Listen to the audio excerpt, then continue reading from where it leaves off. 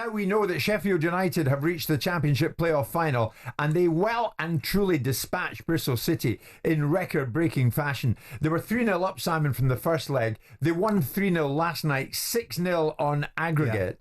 Yeah. I mean, my God, one-sided to say the least. They are sending out a message, aren't they? Yeah. Either Coventry tonight or Sunderland are going to have to be at their very best come Wembley to get past Sheffield United, I think. Yeah. I mean, look, there's a school of thought which says how you go into the playoffs is often what sort of fist you make of it. And if you look at the form guide for the four sides that have been in the playoffs, and I know that Bristol City are now out, but if you look at I always look at the last quarter of a season to give you some sort of indication as to where you are. And if you look at Sheffield United in the last 10 matches, they'll have finished 7th in the league. You look at Coventry, they'll have finished 13th, Bristol City 17th, and Sunderland 19th. So there's no surprise that Bristol City going into this game were not tipped, and they weren't tipped by the bookies, and subsequently their form. But I think, look, they should have made a better fist of it for their fans. Oh, for sure. I mean, I remember us, Palace, and I hate to make everything about what I may have done, but we went into the playoffs against Watford in 2006. We got relegated the previous season. We were tipped to go back up. We'd done Watford twice in the league. We went in there. We got smashed. We got smashed 3-0 at home. And we played out a tepid 0-0 game that was just nothing away at Vicarage Road. Yeah. So there are instances where teams go into these competitions. Yeah. But I would imagine if you're a Bristol City fan, and you've gotten bashed to pieces 3-0, which was what we did, and it was young Ashley Young that did the damage to us at Selhurst Park. Yeah. And we went to the second game anticipating a better outcome. Andy Johnson was a week fitter for that game, but we didn't land a glove on them. But they've got done 3-0, 3-0. And in fairness, the point I'm making is the approach to this. Yeah. The mental application that's required to go into the playoffs, because Sheffield United would have the luxury or the disadvantage of being 22 points clear of Bristol City in the league, but having snatched defeat from the jaws of victory by not getting an automatic playoff spot. And how the manager handles the players and turns it into an opportunity rather than, look what we could have won. Right. Automatically. Absolutely. And that's what he appears to have done. Well, I'm saying Sheffield United look good for the final, Championship playoff final at Wembley. But here's the thing. Did you know this? I didn't.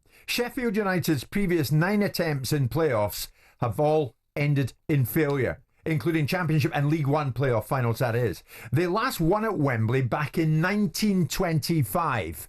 The fact of the matter is, though, they go again, and Chris Wilder's delighted about that.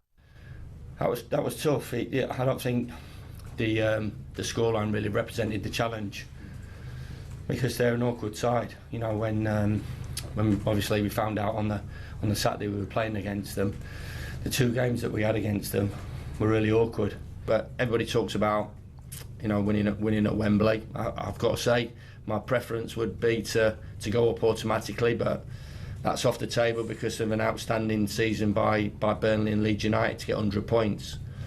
But we haven't been too far behind them, you know, we've overcome a lot of challenges, and it's been a pretty positive season for the football club. And to round it off with a Wembley win will be magical for everybody. But still got to do the business and get the job done.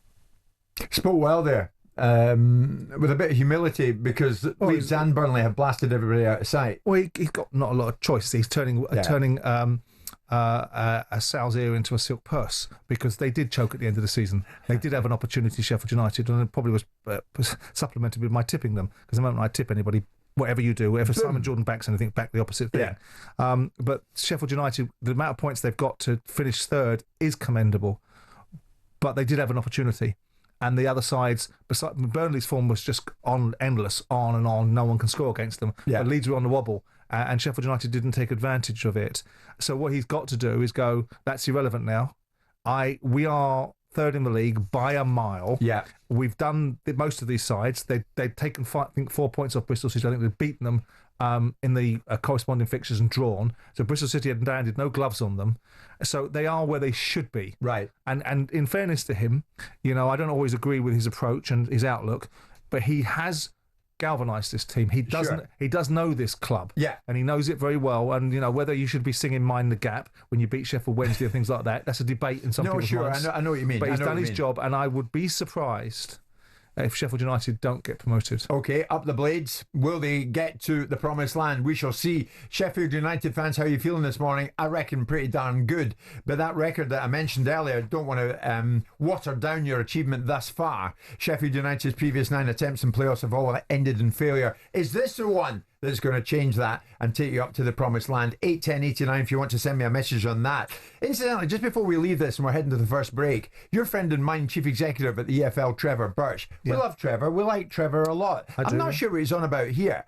Did the EFL get their authentic football in the League One playoff semi-final that they're craving? Stockport host Leyton Orient tomorrow night. The tie's level at 2-2. I don't know if you saw it, Simon. Leyton Orient took the lead at Stockport. Charlie Kellman slotted in, despite standing in a clear offside position, almost 2 to 3 yards offside. I mean, honestly, he was so offside, it didn't bear thinking about. But of course, no VAR. Says Trevor, from a league perspective, we like to think that it's authentic football. People like to see players being able to celebrate a goal. They want to celebrate a goal. It's refreshing to just watch the game, knowing whatever the decision is, if the assistant hasn't put their flag up, it's going to stand one way or the other. No, hang on. Well, hang on, Trevor. But I mean, with a situation like that, they've got they have VAR in a playoff final, don't they? In the final, yeah. Yeah, so how's the authentic football working for the Football League in that instance then? This is about the economics of what it costs to put... Now, Trevor's got to polish the proverbial turd, which is the Football League can't afford the consequences of putting VAR in 72 stadiums around the country. What it should be is a responsibility of the governance of the game. It should be the FA and the resources that they take from the game, the league levies and all the money that comes in from the FA Cup and whatever else they get their money from, should be redistributed to make sure that there's no less importance in an outcome in a League One, League Two or Championship game than there is in a Premier League game. Precisely. So what Trevor will do, in the same way that the Football League was happy to have the old geezer with the rattle as part of its advertising campaign when Sky was broadcasting the Championship games, as a way of saying this is our USP. Our USP is authenticity. Yeah. He knows, Trevor, that the better outcome is to have better outcomes. So he's not really being authentic with this, is he? He's not being genuine. What he's doing and we like you, Trevor. What he's doing is highlighting a USP. There's no point turning around and saying we're the poor relation. Yeah. He can't turn around and say we're the runt of the litter. No. Our games are less important. He has to say, hold on a minute. Now the fans in those divisions will say, and have said repeatedly, we love the idea of the fact that we've still got what we think is authentic football. Yeah. But when you get bad outcomes, people don't appreciate it. I didn't appreciate bad outcomes in the Championship when I was in the Championship. I'm sure you didn't. Wasn't there. Yeah. And really you don't. But it's incumbent upon the technology to be better than it is, so it becomes almost seamless. But it's also incumbent upon the game to provide the finances so that everybody in professional football has the same outcomes based upon the same criteria. Difficulty is you've got to upscale the amount of people that do VAR. Yeah. It's also got a long way to go.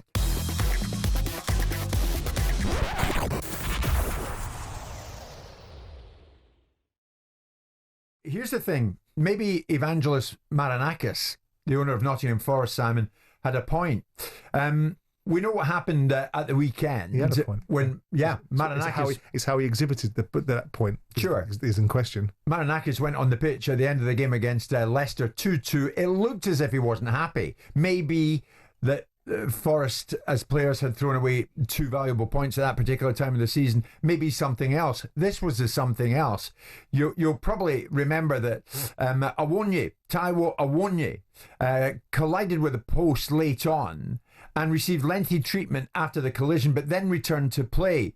Now, there was a misunderstanding, according to Nuno Espirito Santo, with the coaching and medical staff regarding the delay in which it took to get Awoniyi back on. But now we hear the same time Taiwo Awoniyi had urgent surgery late last night after sustaining a serious abdominal injury in that moment, in that match against Leicester on Sunday. Nuno spoke about the miscommunication. Comes for the situation that unfortunately in the last 10 minutes we had one man less, with situation of T not able to give us a hand to the team, to help the team because they were too much in pain, and that circumstance came from a bad communication between departments, our coaching staff and medical department. That they had the info of one thing, it proceeds, we make the sub. Unfortunately then have another stoppage time. And after that, I think 30,000 people that were in the stadium were really, really upset, rightly so. So the incident itself, Awonye and the Leicester midfielder Facundo Buonanotte collided with the post. And now, as it turns out, it's a serious injury as far as Awonye is concerned. It happened after Anthony Elanga was allowed to advance in on goal despite being clearly offside. So in other words, had the linesman flagged early, which doesn't happen these days, the move would have broken down and these two wouldn't have collided with the post. But they collided with the post, and what do you know? In the current setup, the linesman then flags. We'll get to that, Simon. Yeah. But regards the mix-up, really, the misunderstanding with the medical staff. Yeah, that's not good enough. Whether or not to put Awonye back on. Yeah. Evangelos Marinakis had a point, didn't he? No one disputes he has a point. No one's disputed that. He made that point quite clear himself yesterday, and he wasn't particularly empathetic towards his coaching staff. He made it in his statement that there was a mix-up between the coaching staff and between the physio and the coaching staff, and he was frustrated with it. And I don't disagree with it. I don't disagree with anything he said, and I don't disagree with anything Nuno Espirito Santo said. And I don't disagree with the debate that actually brings the offside rule into question. None of that is relevant to the way that the owner chooses to behave. I'm not in the camp of condemning people for changing the way that things operate, because when we remember 25 years ago, apparently the best football club owners are the ones that you never heard from. So now you've got a new breed of owner. You've got a new idea about ownership. Owners should be emotive. They should be invested. They should be at the football stadium. They shouldn't take money out, right? But also, apparently, according to the sage-like wisdom of certain pundits, they also are not allowed anywhere near the pitch. Now, when do things change? I'm not suggesting it's right or wrong. I don't care whether Marinakis... You wouldn't have done it. You wouldn't have gone. No, I wouldn't have done it. No, I wouldn't have done it. And I'm demonstrative. And I'm quite capable of being upfront. But I don't think there's any benefit in doing that. I can control my frustrations. And there was, with due respect to Marinakis, his investment in Nottingham Forest is not because he was born next to the stadium and his father had played for their youth team and grew up supporting this football club and tipped a vast proportion of his money into it. His emotional investment is to it because it's a football investment that he's grown to appreciate. Yeah. So if he can't control himself, right, then that's upon him. I think he has every right to go in there and say, you know, Christ on a bike, can you not get it right in a game like this? You're the physio. Why would you have conveyed the wrong information to the manager? That's a conversation you don't need to have in front of the glares of the camera.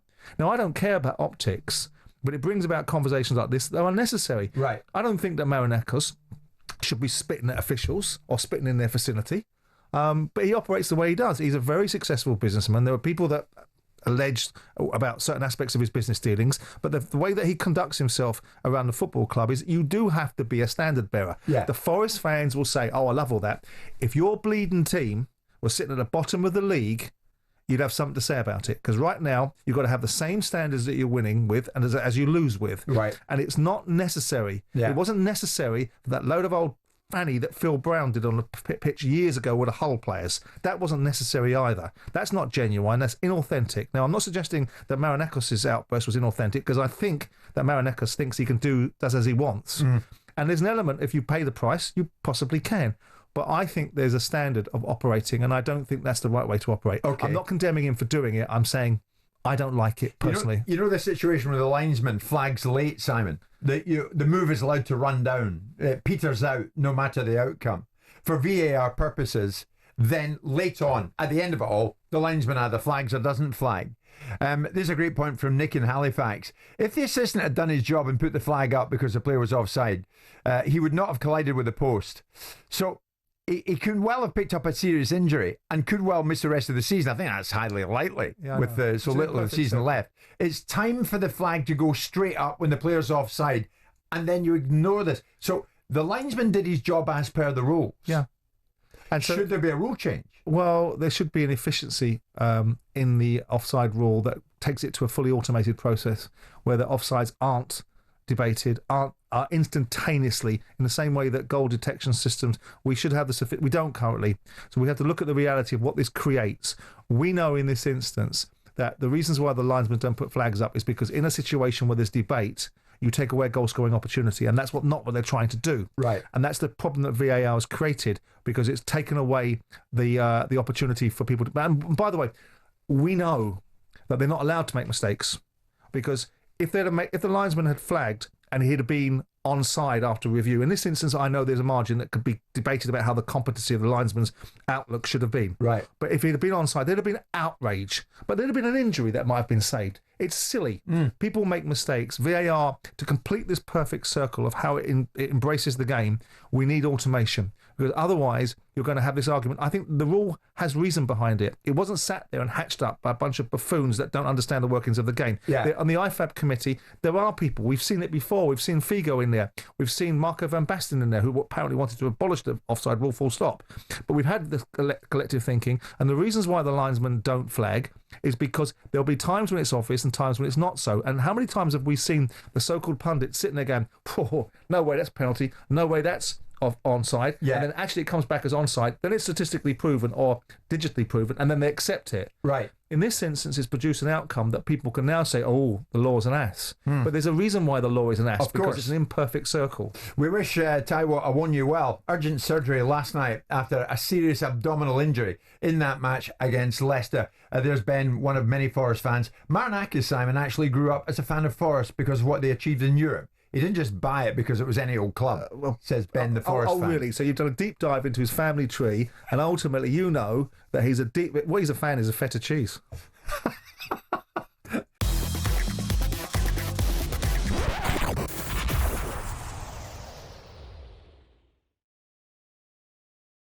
The talking has well and truly started, hasn't it? The Europa League final. It's got such significance, Simon, because it features Tottenham, 17th in the Premier League, against Manchester United, 16th in the Premier League. The talking has started for a whole bunch of reasons, not least that the winner goes straight into the Champions League next season.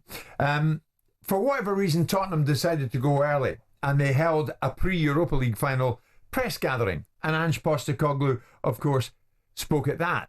And this was Ange on what this trophy, and remember Ange has said, I always win a trophy in my second season. This is Ange on what a trophy might be in terms of a turning point for Tottenham. When you look at the historical backdrop of this club and what it's sort of been on for the last 20-odd years, I feel like it could be a turning point in terms of the way the club is perceived, but also more how it perceives itself, which is, I think, the biggest thing. That's the hurdle this club has to overcome, because it'll always be there. Until you actually do it, then you're fair game for people to say, well, you've always kind of fluffed it on the big stage. So, irrespective of, what the opposition say or what anyone else says, what you've got to try and do is break that cycle. And it's not like I took over a team that finished third. It was constantly in that, echelon. I mean, the year before I took over, we were 8th. We weren't even in Europe. Didn't qualify for Europe. So it wasn't like... So it's not just been a, kind of, okay, this is the final bit. My view was that's what I'll get judged on. Like I said, I could have been sitting here 5th last year, 5th this year. And maybe maybe people wouldn't be waiting for the white smoke to see if it's my last one, but they'd still be saying, Ange, that's great, but that's all been done before. Until this club wins something, then you haven't really made an impact. So I kind of knew that for however long my tenure last year, that's what it's going to be judged and measured on. So we've got ourselves an opportunity. I think there's two things here, Simon. In terms of the timing of this, as a club, Tottenham have got to win it. In terms of Ange Postecoglou, Ange has got to be seen to manage Tottenham to winning it in Bilbao. But after all the criticism and the backlash and the protest, and there's been so much conversation about it, who would a trophy offer a bigger vindication for? Postecoglou or Levy at Tottenham?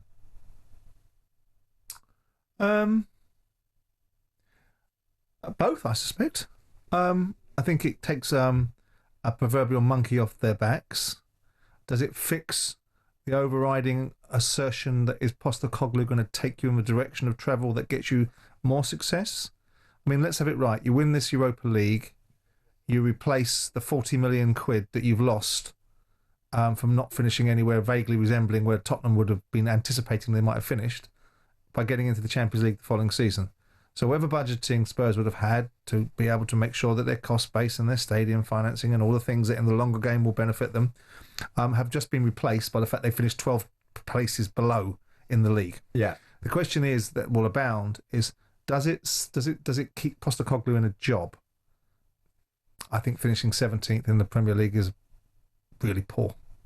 I think doing well in a cup competition gives you an argument to suggest that you pulled something out of a season and kills one particular argument, which is Spurs can't win trophies, and it will negate some of the conversations. For me, does it give you the faith that what actually Postecoglou is doing is going to bring you success next year? And that's the question that I think is going to be answered, irrespective of whether he wins or loses, because I'm not sure he can. I'm not sure. I like him. I liked him a lot. I think if you really look at the analysis of what he's done, I think he got off to a flying start. You know what first impressions do? They last the longest. So the first impression of Ange Postecoglou was he was a breath of fresh air. We got rid of the darkness of Conte and Mourinho. We got rid of the inappropriate fit that was Nuno Espirito Santo for the way he plays and the way Tottenham would like to see themselves playing. And we got this revolutionary, free-speaking, brave Ange Postecoglou, who's turned out, in my view, to be a slightly more sophisticated Ozzy Ardiles. And I really like Ange, and I really want him to be successful. But when you look at this team's performance this year in the league, it's not good enough. And great that you've gone into competition.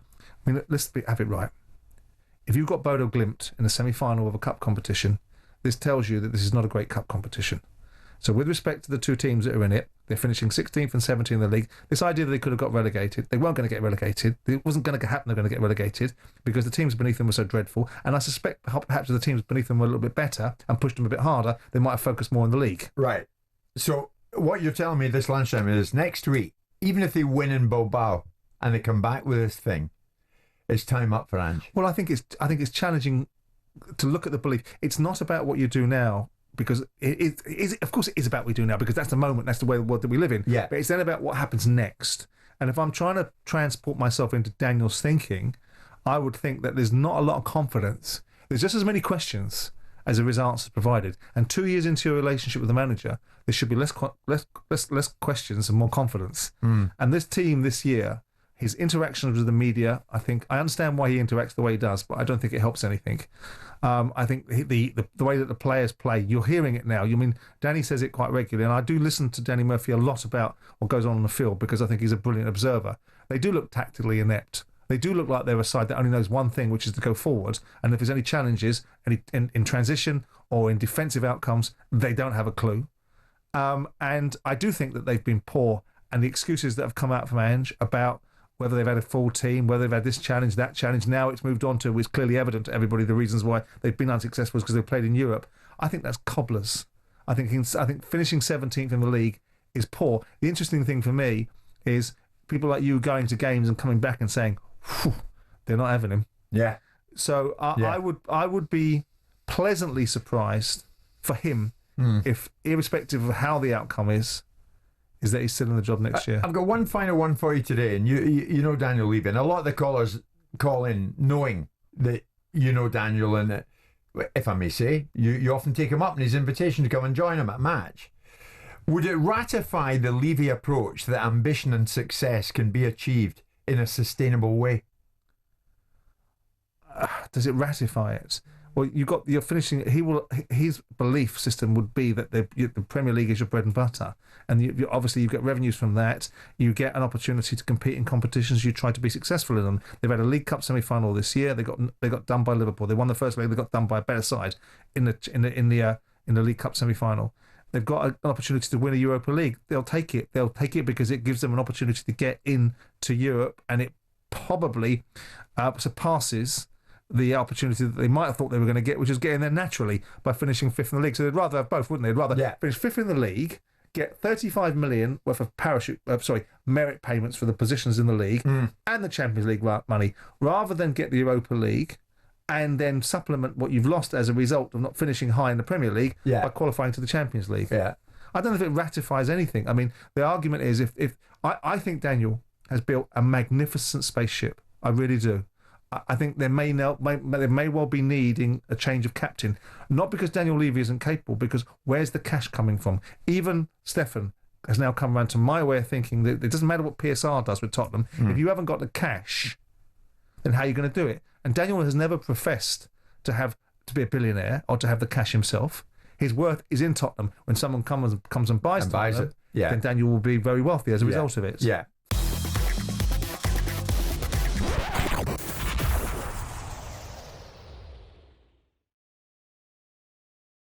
It's Jim White, it's Simon Jordan and Chris Blackhurst, author of The World's Biggest Cash Machine, Manchester United, the Glazers and the Struggle for Football Soul. Chris, of course, is no stranger to big things in the world of journalism. Former editor of The Independent, former city editor of the London Evening Standard. So this man knows what he's talking about and says what he means and means what he says. And we are going over 2 decades of the Glazers' ownership. We've got 1 or 2 questions we want to throw in to Chris before he leaves us. You have a huge number of questions on the Glazers for Chris Blackhurst and for Simon, and there's no difference there on a daily basis. So why not? 03717223344. If you have a question, either as a football neutral or, of course, as a Manchester United fan, about the Glazers and their style of ownership and what they've done since they've been in since 20 years, then now's the time to bring it to air. Joe, big United fan, you're up first. What would you like to ask us? Good morning. Good morning, gents. You touched upon it earlier about the genesis of all of this and the Glazers taking over the club. I've always thought and have a strong belief that Alex Ferguson's greed over the Rock of Gibraltar played a very big part in this. Am I right in thinking this? Short answer is yes. That led to the falling out with the Irish shareholders, John Magnier and JP McManus, and at the time they were the biggest shareholders in the club, and that caused a war. And effectively, the Glazers were able to step into the middle and buy up all the shares, and then, of course, Magnier and McManus, their coup de grace. The fatal blow was that they sold the Murdoch stake, their shares, to the Glazers, and that gave them control of the club. And that all stemmed from Sir Alex wanting a share of the stud rights, stud fees to Rock of Gibraltar. Joe, before you leave us, do you think the Glazers have got anything right? Well, to be fair, they've always provided more than enough money for the managers. They've just not employed the right people at the top above the managers, and the managers have wasted the money. I've not had an issue with them. Yes, I have an issue now because the club is a shambles, unfortunately. But they provided money. They generated money. And you wouldn't disagree with that, Simon? Here's Simon, Joe. Yeah, I mean, they've needed to provide money. I mean, the fact they've been able to uptick the revenues goes towards servicing the debt and the dividends, and that's the privilege that they put themselves in by the position that they pull. When you want to have a look at people, you can look at other shareholders. The shareholders, when people are pointing at the Glazers, what they did, all the other shareholders sold them their shares. So let's get it right. Mm. Yeah. David, you're a big Manchester United fan. Good morning. What would you like to ask us? Yeah, okay, good morning. Thank you. My season ticket, a pensioner season ticket, last year was 447. This year, it's now 769. I'll have to pay it by Friday. Oh. So that was under the Glazers 447, but under Ineos, it's now 769. Well, if I could step in there, it's still under the Glazers. It's still under the Glazers. Yeah, okay. Yeah, but I'd make the point that, unfortunately, and I make the point in the book, look, I'm a season ticket holder at Fulham. I sit in the Johnny Haynes stand. I don't sit in the Smart Riverside stand. In the technical language of football ownership, I'm a legacy fan. And legacy is a dirty word in business. It means bricks and mortar and old-fashioned shops. You are sadly a legacy fan, and you don't make enough money for the club. What they want are the tourist fans, people who buy day tickets, who turn up and bring the kids, spend a lot of money, eat at the ground, drink at the ground, and go to the mega store and spend hundreds of pounds. Those are the people they really want, and they get far more money out of them, sadly, than they do out of the likes of you and me. Okay, correct. May I come on that? In front of me in the stadium, there's always 6 seats in front of me for Scandinavian people, as you said, tourists. Yeah, well, I have the same experience. I don't want to bang on about Fulham, but I have exactly the same experience at Fulham, where I hear American accents all around me and people coming in, and blocks of seats. In a sense, it's the future. The sadness is that they're ignoring the genuine, I hate to use the word genuine, the time-honoured fans who love the club with a passion, and it's their life, and they put them alongside friends and family as the things they really care about. And that's the sadness. Yeah, I think that's not so much a Glazers, Simon, it's a modern-day football issue, isn't it? Well, when you look at the fact that there's only 4 clubs in the Premier League last year that made money, you look at the reality of what football costs, you look at the implications of it, wait till you get the regulator in, wait till you see what the regulator does, and then you start to complain. Yeah. Fan-led review that wanted a regulator, and when the regulator comes on board and we see the changes that happen and we see if there's any money sucked out of the Premier League, wait and see what happens to ticket prices then. Yeah. Then you'll have something to complain about. Many of you sending me messages, and I'll try and get through a few of them before Chris leaves us. In the meantime, Lee is another United fan. Lee, good morning. What do you want to say? Yeah, morning, Jim. Morning, Simon. Morning. And, Morning. Your other guest, can't remember his name. Chris Blackhurst, the author. Chris, sorry, Chris, I do apologise. I've been a lifelong supporter since '72, and whilst I don't like the Glazers, I don't blame them for the demise of United. I really don't. I blame them for the people they've appointed and the complete inept 13 years of dross that we have watched. But most of the players that we have bought over the last 13 odd years are not fit to wear the United shirt, and we've lost the identity of United. But the Glazers are businessmen. They saw an opportunity and they bought it. They should never have been allowed to buy it and saddle us with debt. I blame the FA for that, for allowing businesses to buy football clubs and then saddle them with debt. But they did. They've provided millions of pounds over the years to the club, and we have wasted it. Is that true? How much truth is there in that, Chris? There's a lot of truth in that. I mean, they've made some very, very poor appointments, and they've been poorly served by the people running the club. I mean, United, in a sense, is in a cleft stick, and I don't know what Simon would say about this, but one thing I came across in writing the book and talking to people in football was that if you're a player, if you're an agent, if I'm going to say Crystal Palace just because he's sitting here, but if Crystal Palace say they're interested, that's one thing, and the agent thinks of a fee and thinks of a price, and if Manchester United say they're interested, that's a different thing altogether. And I think United, in a sense, was a victim of its own success under Ferguson. They'd had all these years of success. It wasn't repeated immediately under David Moyes, and that's the downhill started from there. Right. And they forget that the rebuilding, Ferguson came very close to being fired. He was on his last legs. Suddenly he got these players, he got Cantona, we all know the history. It turned around, the class of 92, and they enjoyed this fantastic success. But the sense of entitlement at United, which is not replicated elsewhere at most clubs, it is at one or two, the Arsenals, Liverpool, etc., etc. But the sense of entitlement is profound. Chris, I'm coming to you in a second. Many of you asking me to ask Chris this Chris in the studio this morning. Brian, there's James, there's Tom, all United fans. Does Chris Blackhurst have any idea what pleasure the Glazers actually get in being at the top of Manchester United Football Club? Well, I give three very quick answers to that.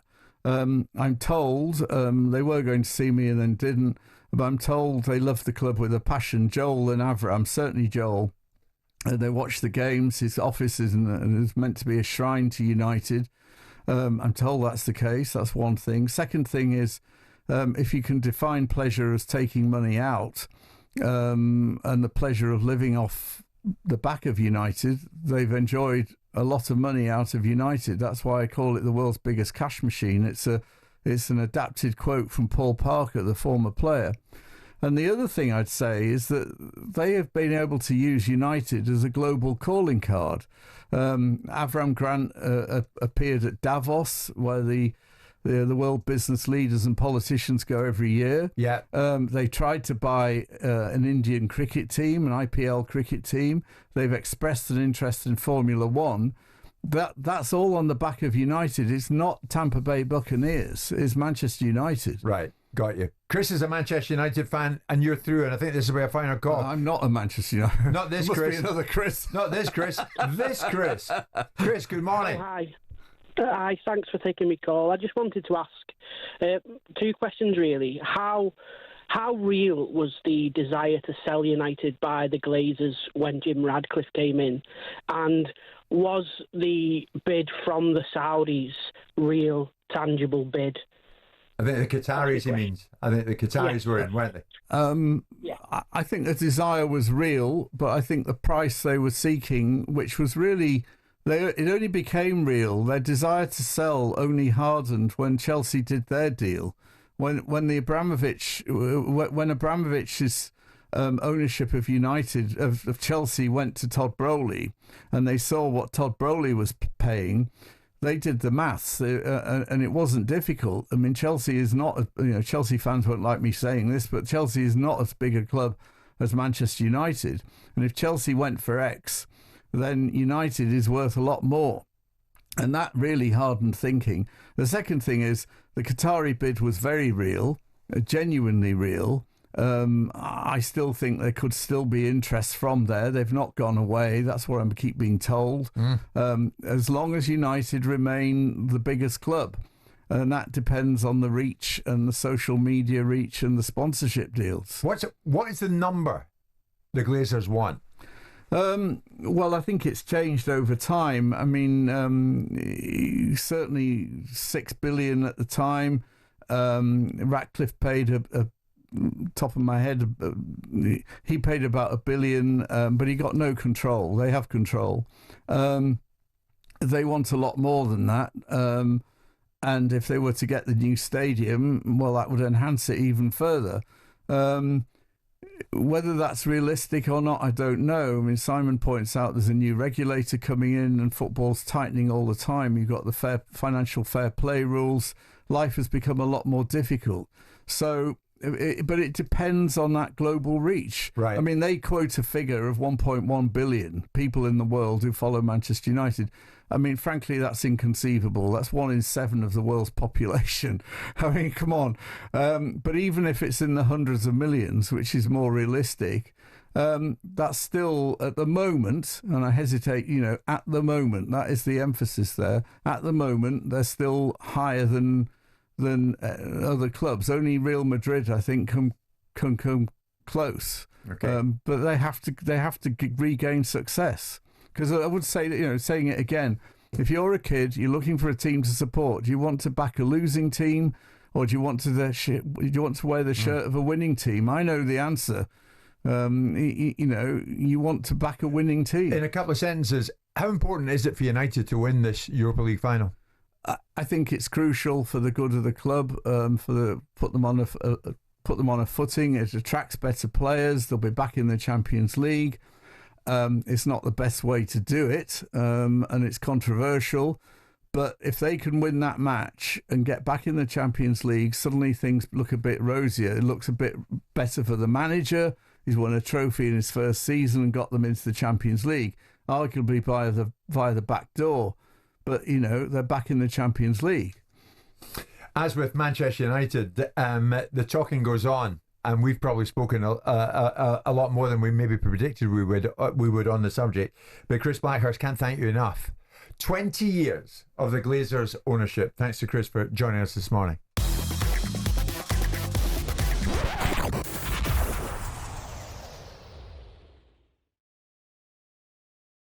You have to think, Simon, the real deal would be the Ancelotti family. I'll get to Davide Ancelotti in a second, son of Carlo. But Carlo Ancelotti has been confirmed as the new manager of Brazil after leaving, or will leave, Real Madrid at the end of this season. And of course, we know who's going the other direction. We know that Xabi Alonso said goodbye to everybody at Bayer Leverkusen, where he is loved, and he's heading to Real Madrid. So Ancelotti will sign a 1-year deal to become the world's highest paid national team coach. ahead of the 2026 World Cup. 1 year. And he replaces 1 year, he replaces Dorival Jr. And he doesn't want to live in Brazil, does he? He's changed his mind. Has he? Yeah, initially, when he was initially approached a couple of years ago, there was this idea that he was going to live in Brazil. Now he's decided, and I listened to Tim Vickery saying this, so I know it's a good source, that he doesn't want to live in Brazil, he wants to live in Europe. Interesting. Okay, well, you mentioned Tim Vickery, South American correspondent who's something of a regular on our show. He was speaking about this on the appointment of Carlo Ancelotti. They nearly got Ancelotti a couple of years ago. And in the end, it was internal problems in Brazil's FA that scared him away. Then he was going to live in Brazil. Now he doesn't want to. He wants to live in Europe. And I think the CBF are so desperate that they will have to accede to this request. And that will be very, very controversial here, having not only a foreign coach, but a foreign coach who lives in Europe. And a couple of weeks ago, that seemed like it might be a roadblock that was hard to get over. But I think the desperation of the Brazilian FA to bring in a coach with credibility means that they're probably prepared to waive that one. So that was Tim Vickery speaking from Rio de Janeiro. Ancelotti, Simon, will become the first foreign national to take charge of Brazil since 1925. Yeah. Is it simply a sign of failure when countries choose foreign over one of their own for the national job? Tuchel, England. Elsewhere, the French go French, the Germans go German. Well, it is a failing of your system of producing top-flight managers to be able to get you to a point where your national side can win things. And ultimately, you feel the necessity to globalise. Everything else is globalised. I'm pretty sure there's huge parts of Brazil that have investment and people in positions of authority, maybe not in the government, of course, and businesses inside those countries that are not necessarily Brazilian. With the legacy of Brazil, with the history of Brazil, and the achievements of Brazil, of course, it's going to be portrayed this way. He is an excellent manager. They are in a funk. They are in a decline. They've just got their heads handed to them by Argentina. Now, of course, he'll compound the issue. And the debate is a good debate. Matthew Letizia has this debate about, in order to qualify for playing for your country, you have to have been from that country. So you should have to be from that country to manage it. That should be, well, that's one argument. That avoids meritocracy in it, because ultimately you want the best in class. Do you fall on that side of the argument? I don't. I think it's a little bit utopian. I understand the methodology behind it and I understand the reasons for it. I'm in a position where I believe the best in class finds its level. We are the English Premier League in name only. The reasons why the English Premier League is such a domestic and financial powerhouse, because it's got every single investment and every single participant is from other parts of the world. And that's what's given it its cachet and kudos. So whilst we get the benefit of the English Premier League, look at the composition of it. Now, going to the controversy of whether he manages there, which is the point I was making, which I'd heard Tim say yesterday, which was that he's not going to manage and live in Brazil. Well, he's only taken a 1 year gig, right? So there's only so much. He's only going to get the access to the players so many times. So the optics of what people are going to complain about. If he starts off by beating Brazil, by beating Ecuador and Paraguay and Chile and whoever else they've got to play, it'll disappear back into the ether about whether he's, whether the true tradition of Brazilian football is being replicated. They want to win. Right. Their players are Brazilian. They want to win. And they're more likely to win with Ancelotti than it would appear than they would with one of their own. Is he the domestic GOAT, Ancelotti, the greatest of all time? I mean, it's often said that Sir Alex, probably the greatest of all time in terms of club management. Is he? Or has Ancelotti come in there? When you see Ancelotti's, I mean, one Serie A title, one Premier League, one Liga, two La Liga, one Bundesliga, 5 Champions Leagues, 5 Super Cups, 3 Club World Cups. You're as good as your opportunities, aren't you? To some extent, he's been given opportunities on great stages, and he's like taken it. Like the Jake Motta, give a stage for that ball to rage. You look at Clough and what Clough did, only nowhere near the level of achievements that this guy's got, but look at the clubs that he managed and you wonder if Clough had been given enough opportunity, but then you wonder if Clough could have managed a bigger football club because of his disposition. You saw what he did to Leeds United when he went in there and didn't like the structure and fabric of the playing squad and the outlook. I mean, I think you have to look at the statistics, and I always like to say statistics are the beginning of an argument, not the end of it. But this guy is a very, very good manager and has won wherever he's gone. And to be able to manage environments like Real Madrid and other places that he's been in and be successful is a testament. I think you have to put him up there in the conversation with Ferguson, with Guardiola. And if we feel the need to go, who is the aforementioned greatest of all time, I think there's a very sustainable argument that Ancelotti ticks that box. Well, still on the Ancelottis, at home with the Ancelottis. Can the Ancelotti family provide the answer, Simon, for Rangers? The reason I'm asking you that, last week Dave King spoke to us from Johannesburg, former chairman and shareholder in Rangers, and he was talking that the 49ers could well be in situ with the takeover done by mid-June. Spanish media are reporting that Rangers' next manager will be Davide Ancelotti, son of Carlo. Rangers made no comment on Monday. It's believed that Ancelotti is amongst a number of other names who are being considered. But it was back in 2020 when Davide Ancelotti was working alongside Carlo at Everton that he told me why he had become a coach. I tried to play. I noticed that my talent was not good enough. My legs didn't do what my head wanted to do. So I decided to stop and study to have a good knowledge of sports science before to start my way to be assistant coach. And then in the future, I want to be a coach. I mean, Dave King was saying that they're working on the manager situation, obviously, because they want to hit the ground running. The question is not whether Ancelotti has the chops to take a managerial responsibility, is whether he has the chops to help Rangers overcome Celtic. That's the debate that Rangers have to have with themselves. I remember, and I don't want to put words in people's mouths and cause controversy as a result of it or confrontation, but I remember speaking to a friend of mine, a former director of football at Tottenham Hotspur, and he spoke of the appointment of Ancelotti at Everton, and felt that the seriousness of Ancelotti was sort of exhibited by bringing his son into a coaching position, and it wasn't an outcome that he expected to be particularly advantageous for them. Right. And I'm not sure. I mean, if you look at the career of this young man, I'm not doubting the fact that you can come from a background of a personal fitness trainer. I mean, Marinakis came from being a translator. So let's not get sniffy about what people's qualifications are. But there is an element of, there's a lot of nepotism going on here, isn't there? I mean, there is a lot of jobs being given to this young man as a result of his father's credentials. Oh, he's followed Carlo everywhere. Well, this is it. Yeah. Now, if I'm Rangers, and I haven't interviewed the fella, so I don't know how charismatic and what his credentials are. But, I mean, we've seen people that have given really significant responsibilities. Paul Clement is a great coach, worked under great management at great big football clubs, Bayern Munich and Real Madrid, case in point. Stick him in the dugout as a manager. Not so much. Right. So Rangers, why? Why would you take this punt unless he's so impressive?